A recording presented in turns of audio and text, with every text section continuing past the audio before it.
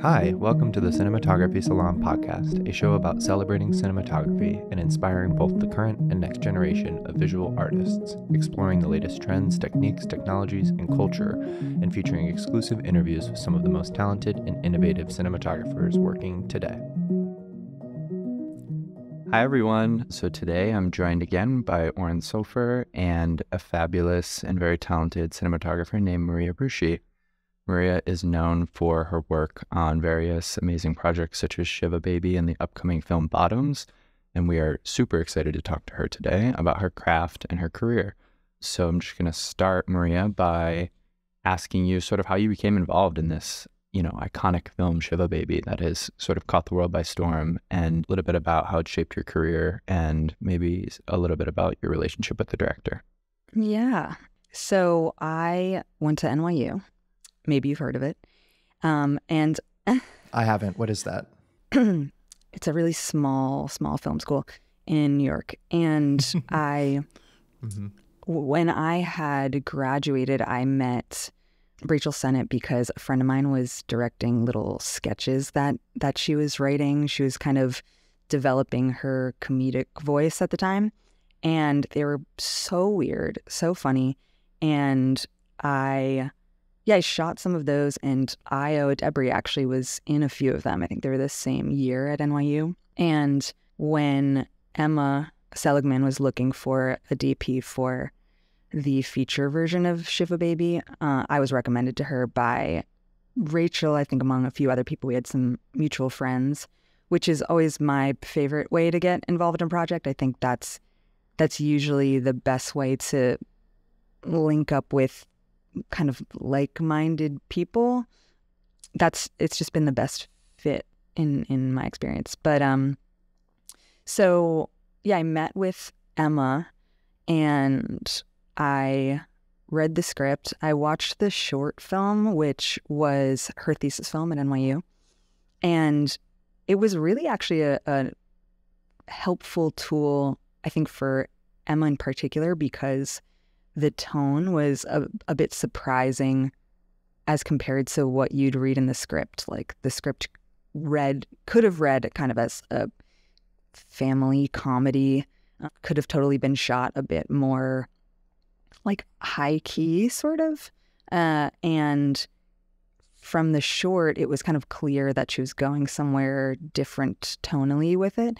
And when I met with her, I brought in some references like Shame, the Steve McQueen movie, and Black Swan. So I think we found common ground on what she was looking for visually out of the project. So that was kind of like how it got started. That's so cool. I mean, it's amazing that it started as a short too. I feel like for a lot of people that's super interesting to hear because, that's such an interesting path for a feature, especially having started as a student short and everything, and then turned into the feature that it did. Oren, I told Maria that last night I rewatched Shiva Baby for the second time and was just totally taken again by how hilarious and beautiful it is. It's so good. And I mean, as a Jewish person, the representation of Jewish angst and anxiety in that movie is maybe an all-timer, I think, for the community. But yeah, Maria, can you talk a little bit more about, I think a lot of people are always interested in the prep process between the DP and the director. And it sounds like Emma came in both with the short, but also maybe in your conversations with her as you started developing the look of the project with a very specific idea of the visuals and the tone of the film. But even though you're bringing in these references, like obviously Shame and Black Swan are not comedies. Well, I mean, Black Swan's hilarious, but it's kind of more of a dark, campy tone. How did those weeks of prep look like? Like how much was Emma bringing in terms of references to meet yours in the middle? How are you bringing the comedy aspect of it into it and finding the tonal balance? And then did you do any test shoots or anything to sort of find the tone and the look of the film? Like what did that development look like? Did you shot list? Walk us through the whole process. Yeah. It's such a good question because it is so different for every project. And I think, I had shot a few features at that point, and Emma had so many ideas, and she has such a like Rolodex in her head of like different references, and she's really like a cinephile in that way. But what I love about her is she's not like elitist in any way about it, and that I think was not the experience I had at NYU. But she's like not shy about using, you know, John Cassavetes and also like Anchorman as a reference. So rad. So our prep process, I think we also bonded over a love for prep. We like many of us think the movie's made in prep, and that's such a fun part of the creative process. So I think because I had done a few more projects at this point, I think I was able to help provide a little bit of structure to our prep time, which was really valuable because it can be hard to know where to start, like how to organize yourself. And how I like to start and how we did start was just kind of watching a bunch of stuff together. I really like this part of the process because it's like it's very free form, and I think can kind of be molded to the director's vibe, sort of. But I like to have both of us bring in references. Maybe we compile a list and there's some things we watch in their entirety on their own, and we might bookmark, you know, time code from those, or bring in like a clip or something, and we would get together for short sessions when we started prepping, and we would just like watch stuff, and we would talk about we were looking for things that like had some effect emotionally on us, and we would try to talk through what that was and kind of try to name what that was. So as an example, she brought a scene from this John Cassavetes film, Opening Night, which has a sequence where the characters are like at a theater, and there's like a ton of background in this scene. Like there's a ton of people kind of swarming the lobby, and the way it feels so anxious, and there's just something really unsettling about it, and we were like, what is that? And the way that it's kind of staged and covered is you know, the character is mobbed by a bunch of people, but how we're experiencing it is like kind of far away from them on a long lens, and we're, as people cross in front, we're kind of like losing them a little bit and finding them again, and it just makes you feel so uncomfortable. And yeah, it took a bit to break that down. We then kind of like file that away for ourselves.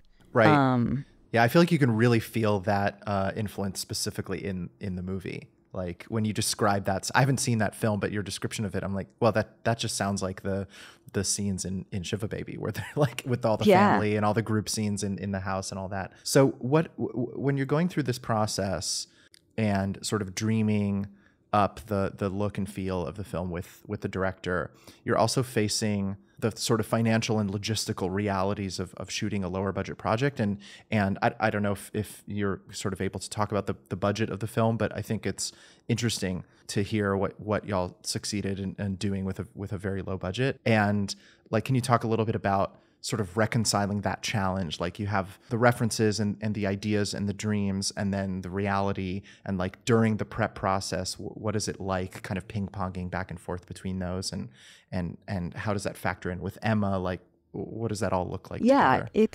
That's such a tricky part of the project, and one of the benefits from, you know, having worked on other projects, having like worked as a gaffer as well, as like I had, I think, a sense of what we could accomplish at the budget level that we had. And so I knew that, you know, as an example, if the entire movie takes place in this house, I knew that house as a set piece would be a huge have a huge impact on the look and blocking of the movie, and therefore how we could cover it.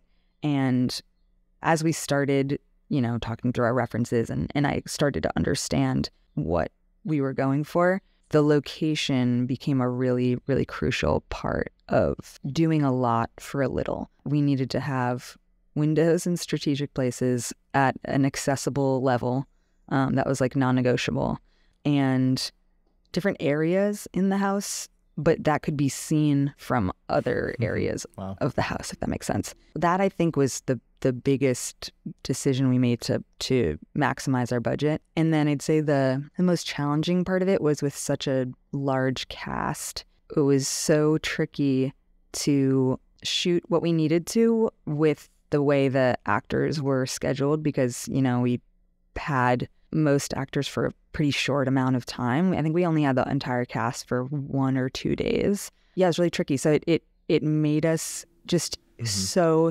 particular with how everything was covered and how we prepped the blocking of each scene, because since it's pretty continuous, you know, we needed to know exactly where each character was at all times, because, you know, if they left one room, we'd see them in the background of this other shot. So that was really tricky to plan for, and also to keep it in our world visually. I think one example is just, you know, we had Molly Gordon for, I think, 2 or 3 days. And so we had to shoot a lot of her reactions to things that hadn't happened yet, which is always a nightmare. But I think we knew so well what we needed from it that I think we were able to tie it in a way that was still within our world. But I think that was the biggest hurdle. So cool. Yeah, the massive ensemble cast must have been so daunting. I feel, having just recently watched it, I feel like one thing I picked up on that I felt was like so sophisticated from a lighting standpoint was the way that the tone slowly shifted from basically full daylight inside the home, very cool tones, to tungsten, like over the course of the whole film. And then it sort of climaxes in terms of that color story with like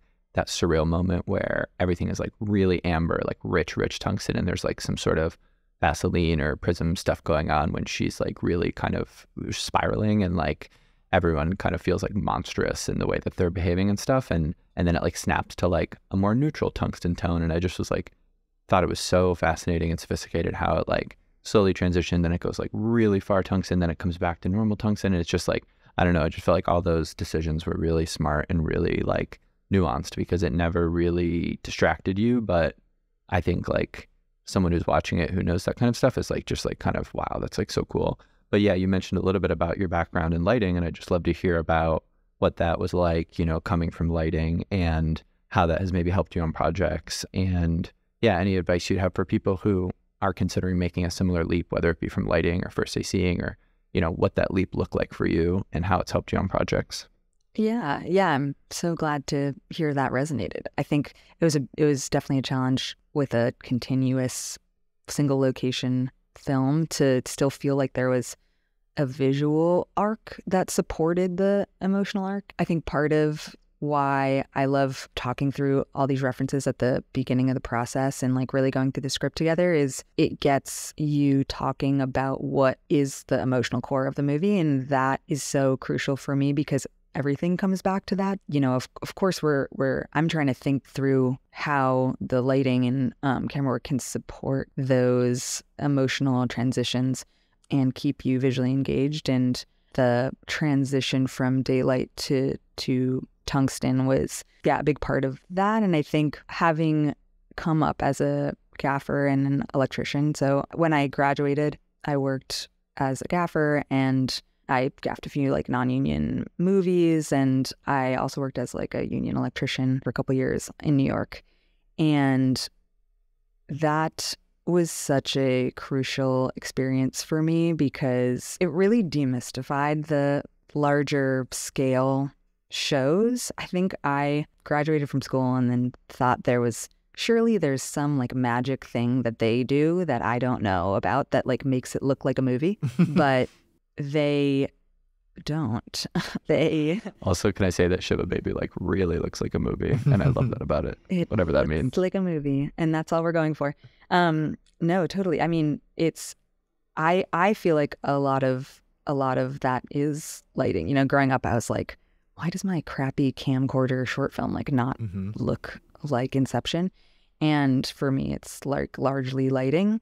And so I just kind of became obsessed with it. But yeah, it seeing these bigger budget shows demystify the process, because I realized they had the same tools we had. You know, a larger source still makes the light softer, but they could put up a 20 by and put it like farther away, and you know, I'm putting up my little like 8 by or something like right next to the damn actor.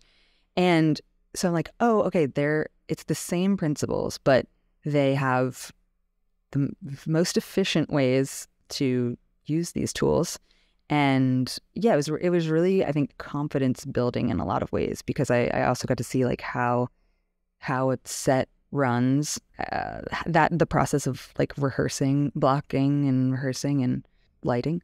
And I would say it was most formative to me as a cinematographer, like to my skills, more than it was to me getting jobs, actually, if that makes sense. Because yeah, it gave me a lot of confidence I saw so many different lighting scenarios. Like I got to see big night exteriors and I got to see stunts and things like that. And that was really valuable. But it largely informed, like, you know, if I'm weighing in on the blocking of a scene, like so much of the camera placement to me is related to the blocking and how I would light it, if that makes sense. Like in my head, it's kind of a formula together where each piece relates to one another, instead of thinking of it like, okay, first I come up with the blocking and then we come up with how to cover it, and then we look at that and we do the lighting. It doesn't feel that way for me, and I think that helps me shoot efficiently and quickly, which is such a difficult part of the job. Yeah, that order of doing things is really interesting, because I feel like from the commercial world, a lot of people don't realize that, you know, the kind of standard method is to do the rehearsal and then go and light it after that and everything. But it's really interesting to hear you say that it kind of works all in synchronicity in a way. It's very interesting. Yeah, I think, and you know, you want to have flexibility, of course, for things to change. But with Shiva Baby, of course, we knew we were going to be largely lighting through the windows as a base, but I'm like thinking of the blocking like in relation to where the windows are, and then where we would then be covering it to say like, okay, she could be backlit for this or what have you. It sounds like your relationship with Emma is quite collaborative, and I'm sure that y'all talk about the blocking and you have quite a bit of influence on those conversations when you're both on the day, but also in prep or during tech scouts and all of that. In other circumstances where maybe, I don't know if you found yourself in a situation where you have a director who isn't super open to that kind of input on blocking, or actors who really, really want to do a scene in the dark corner of the room when they just walk onto set. Like, have you encountered those situations, and what is your approach there when somebody sort of disrupts that crucial kind of part of the equation? Like, you've lit a space and you've imagined things a certain way, and then someone's like, yeah, actually, scratch that. We don't like the window. We're going to be over here in the corner. Yeah, I think it's important to be able to be flexible and responsive, obviously, to like what's happening. But I do think I've tried to communicate very openly about what that's going to mean. So say it's coming from an actor and they really want to adjust the blocking so that instead of being next to this window, they're sitting in the corner. I might, you know, pull the director aside and say like, okay, well, as we've discussed the coverage, we've talked about like a medium shot of this person, and this is the moment where we're like, there's a little mystery to this character, and it's kind of acting as a reveal. So we were going to like kind of come around and then see a little more light on their face, right? Like with them in the corner, we're losing a bit of that effect because they're stacked against the wall and we're not able to have the quality of like light on their face that we discussed. So if we cover it this way, like this is what it'll mean. So I think I try to give the information about why I don't think it's the best way to support the story that as we've discussed it in the visual language. And I've nearly never had an experience where someone's been like, that's not true. Or like they've hired me to provide my experience and like expertise on this. And I'm always trying to do it in service of the story and their vision. And so I think because I'm never framing it as, I think it would look better if we did it this way, I think that's kind of a really crucial piece. But of course, there can be politics with like, I explain that and then they're like, yes, but look, like this is how the actor really wants to do it. And so we're going to do it this way. And I'm like, okay, well, that's fine. I trust the people that I work with to like also make a good decision. I mean, the way you just articulated that was like so compelling and diplomatic. And I'm like, if I were a director, I'd be like, yeah, we'll do it that way. I feel but explain it to the actor. Yeah, right. It's also funny in those moments, like when you do like have to go down that path of like, oh, we'll do it that way because they've asked. Like, I feel like there's always that moment where everyone's at the monitor and they're like thinking about how it would have looked if they did it the other way. Like, those are the worst moments. Mm. But yeah, you mentioned like the politics, and I'd love to get into a little bit about maybe some of the politics around narrative features in general. You know, Oren mentioned low budgets, but also just like the onboarding process and what it's like to interview for a feature and different experiences you may have with different budget scales. And yeah, I'd love to just hear a little bit about what your experience has been navigating the politics of narrative features. Yeah, you know, it was so hard to shoot my first feature. Not because it literally was, but to get hired to shoot a feature for the first time was incredibly hard. People don't want to be like the first one, I suppose. And once I had one, it didn't even really matter like what it was. It just opened doors to be even eligible for other features, which, you know, is a longer conversation about like whether that's right or like what that means for all of us. But very chicken and egg. Yeah, exactly. Totally. But I'd say like in a way that just scales up every time the budget increases. And my experience, like as I've started to do studio movies, is people don't want to take what they perceive to be a risk. And they perceive it to be a risk if you haven't done kind of the exact thing that they think they're trying to do. Sometimes if you don't look the way they think you should look to do that job, or if you don't have maybe that just exact budget level on your resume. So that's been tricky. And there are definitely times when, you know, I interview with a director, we get along great, and then I might have the opportunity to like pitch myself in a way to maybe the producers or perhaps like a studio person and get to kind of explain why I am a good fit, even if I don't have, you know, on Bottoms, for example, there's a lot of stunt work. There's a lot of action sequences and special effects like explosions, and that wasn't listed on my resume. And I had, I think, relevant experience as to why I would succeed in that role. And I think to me, I tried to frame it as why I wasn't a risk. How I try to approach that type of like interaction is just kind of trying to assure them that they're not taking a risk, basically. And did it also come up like your shorthand with Emma? I'm sure that was so relevant, you know, like what an amazing partnership you guys formed on Shiva Baby, and how, I mean, I can't wait to see Bottoms. I'm sure it's going to be so amazing, but just to see you guys develop that visual language feature after feature is really very interesting.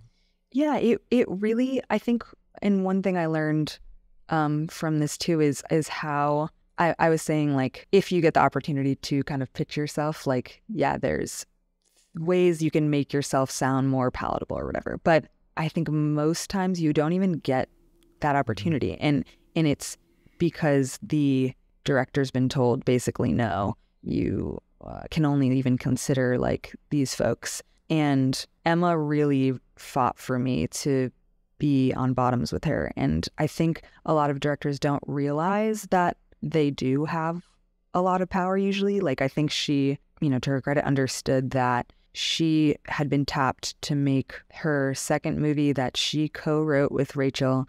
And she wasn't just kind of like a person for hire. Like, they liked what she had done and thought, I want to support like what you do next. And so to her, that she was saying, this is what I need to make what you liked before. And she really stood by that. You know, people talk so much about the shorthand of working with someone you've worked with before, but it's such an interesting, like, it's, I think because you can't quantify what that is, it's really hard to get like a studio or producers to like value that in the same way as like a budget number on your resume, because it's more than a shorthand. It's like, I understand her.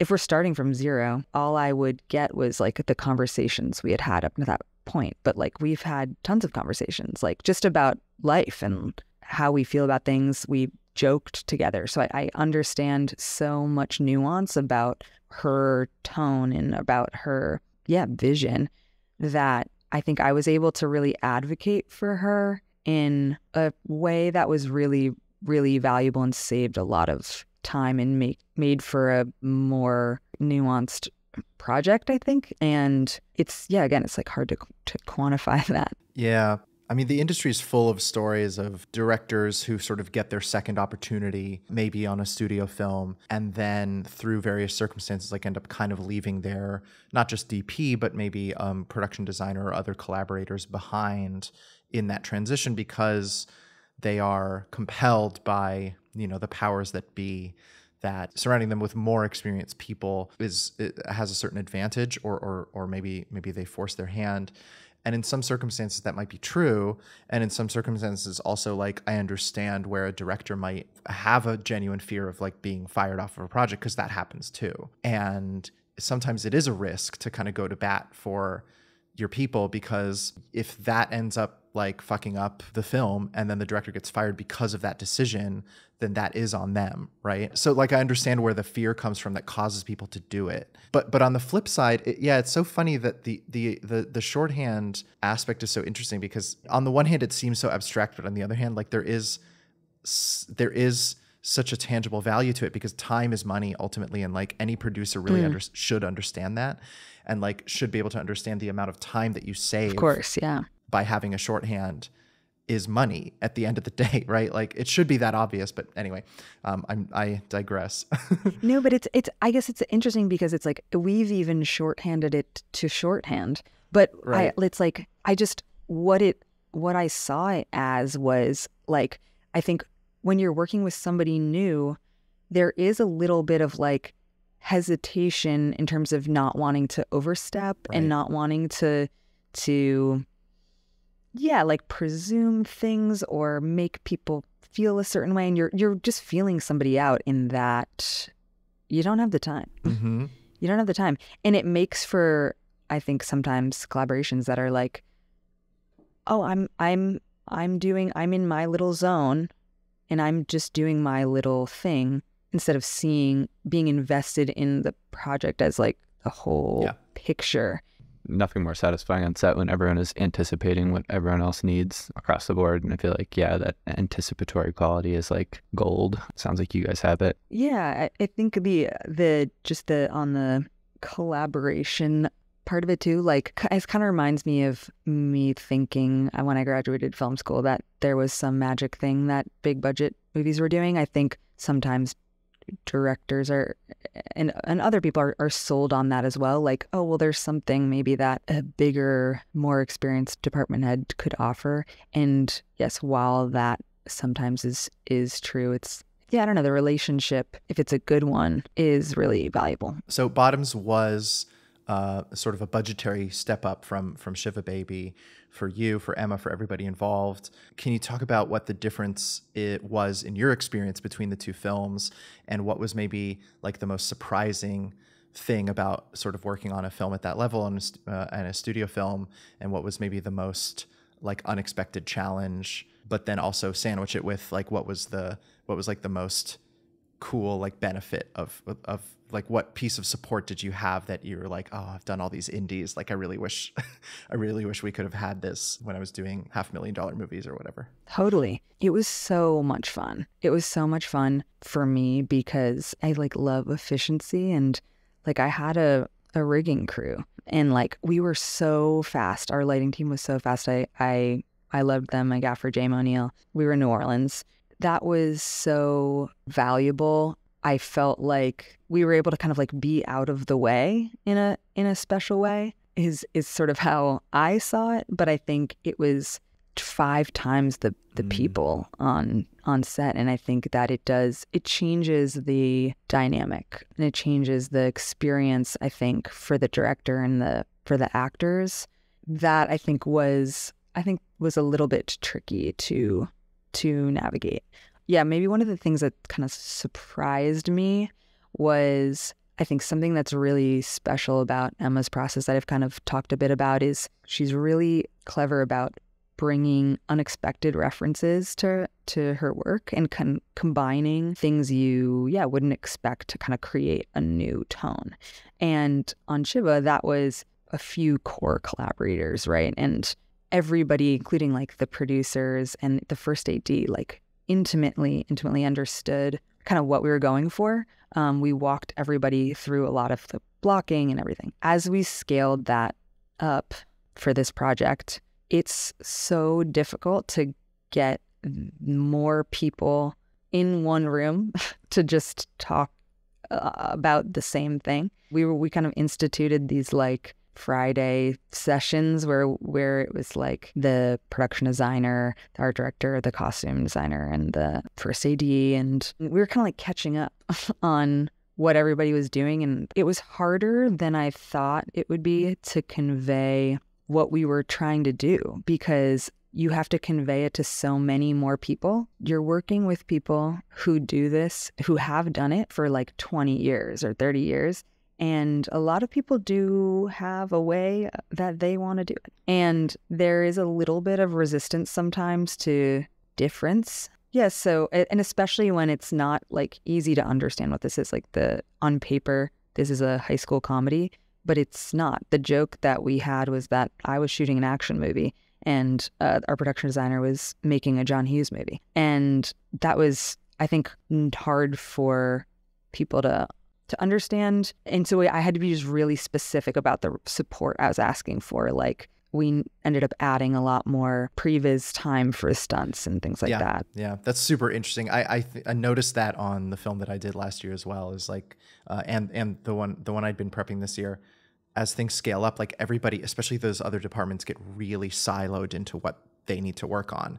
It really takes a director, like a strong-willed director, to kind of be like, no, this is how we're going to do it, and I need everybody to be on the same page, and yet like instituting those meetings that's a really great approach to kind of solve for that problem. But yeah, it really does happen, doesn't it? Yeah, I am. So it was one of the things I'm so curious, like what other people do to solve for that, because it's like, one thought I had was like a kind of Google Drive, or I wanted like everybody's materials to have to go in the same place, but everybody loves to have their separate, like, oh, I use Slack and I use like, right, whatever app for it. Yeah, I mean, the answer is I think a lot of people don't solve for it.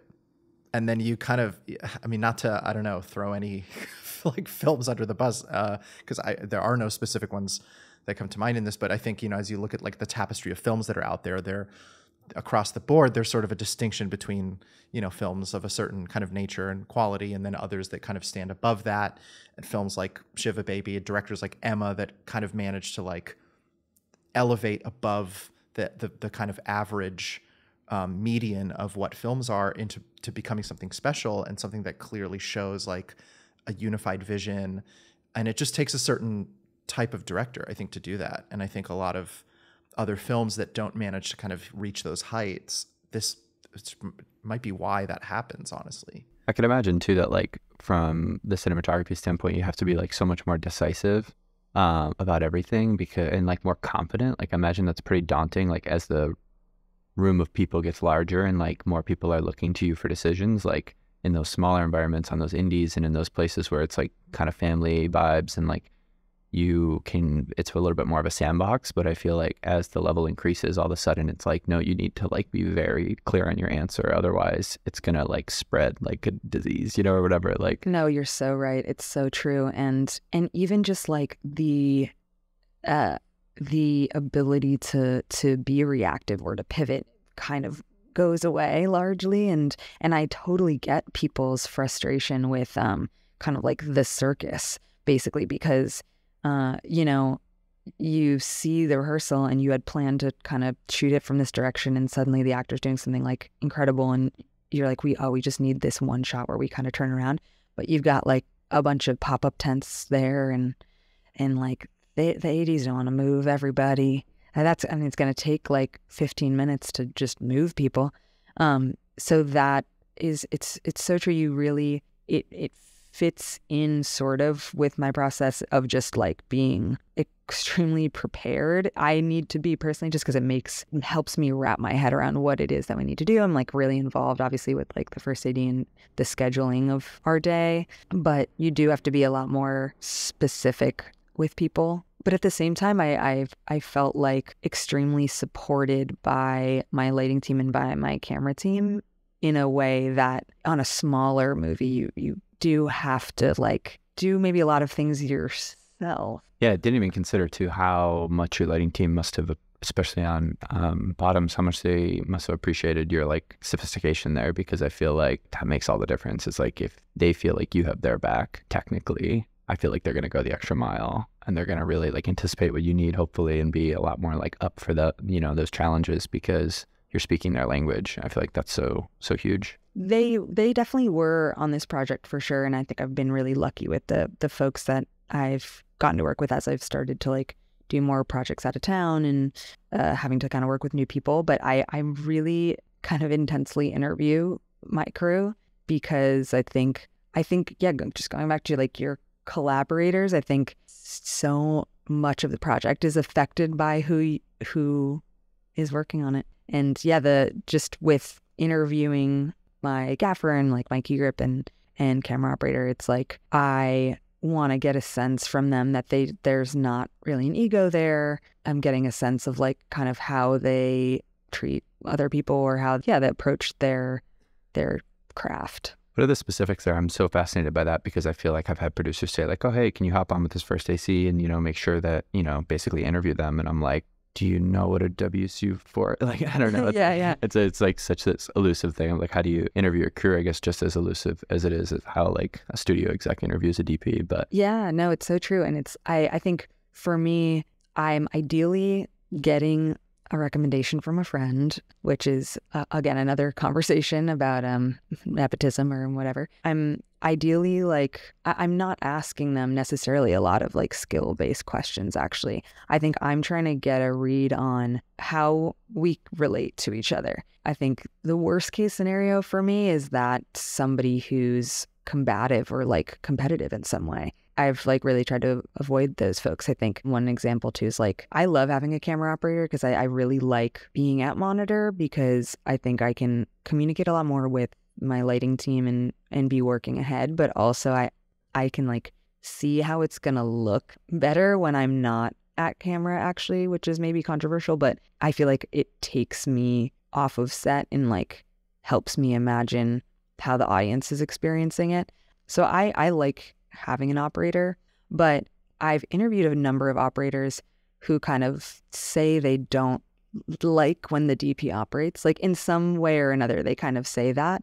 And to me, that says that there's like a little bit of possessiveness around what they're doing. And that's a red flag for me. I usually avoid those. I love that. That's so interesting.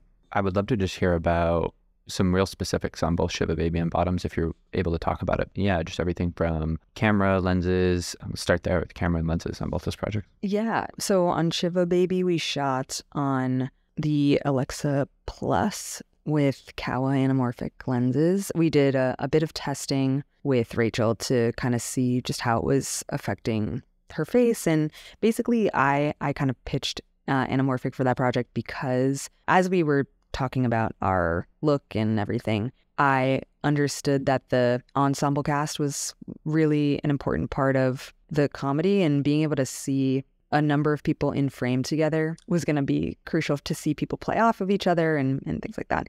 On top of that, like we're inside of the house, so to be able to get a wide enough shot that we're getting 3 people in it on spherical lenses, I think I was worried would not fit with the visual style we were just like starting to develop. We would need to shoot on much wider lenses. Like it would be a really deep depth of field. And I was worried we wouldn't get the effect of feeling really inside of Rachel's perspective. Yeah, that was kind of where the idea for anamorphic came from. We were looking for something that wasn't calling too much attention to itself, but still had like a little bit of texture and character. So we found the Kawas. We shot really most of the movie. The set was a 40, a 50, a 75, and a 100.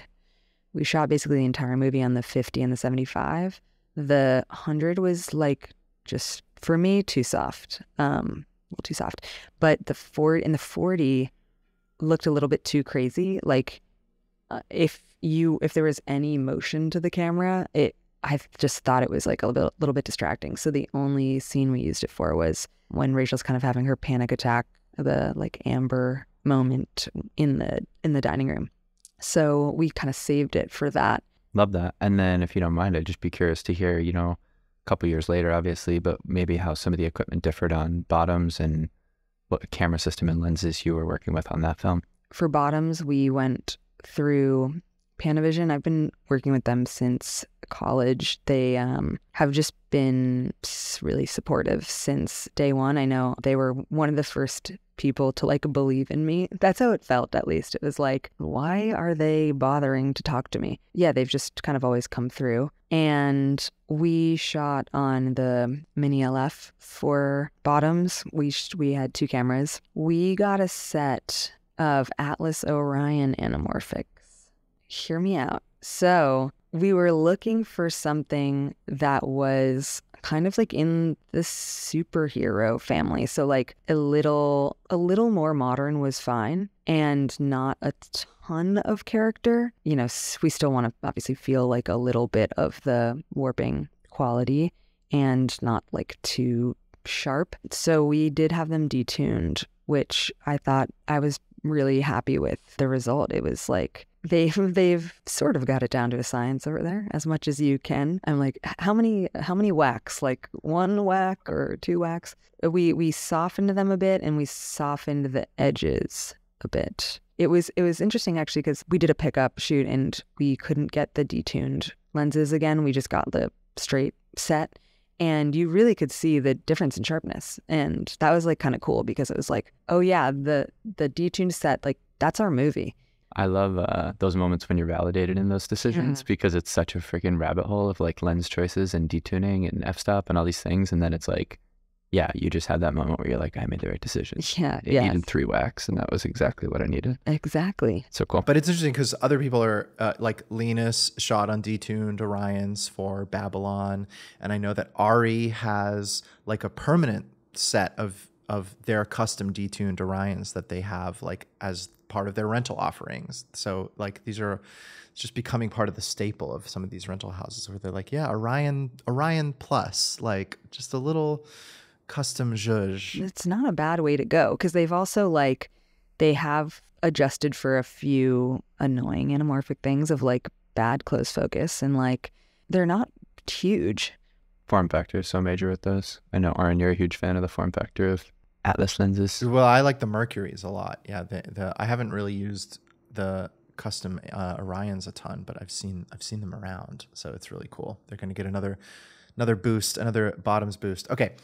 So we're nearing the end, and Maria, we just wanted to ask you a little bit about your experience teaching cinematography, which I think you did at NYU for a couple of years. You taught Camera 1, which is a class that I think all 3 of us took at some point in our past. So yeah, I'd be curious to hear your sort of overall thoughts on the value of education, cinematography education, and also if you had like a particular philosophical approach to like what is important to teach to kind of the next generation of cinematographers. What did you focus on in your teachings? Oh my God, yes, totally. I was invited to teach. I was sent a formal invitation to teach cinematography. No, I'm joking. No, Carmine was like, you want to teach? Yeah, I was interested in coming back to NYU to teach because when I was there, I felt like the program was very technical focused in a way that I thought gave the impression that that was like what cinematography is and what being a cinematographer was.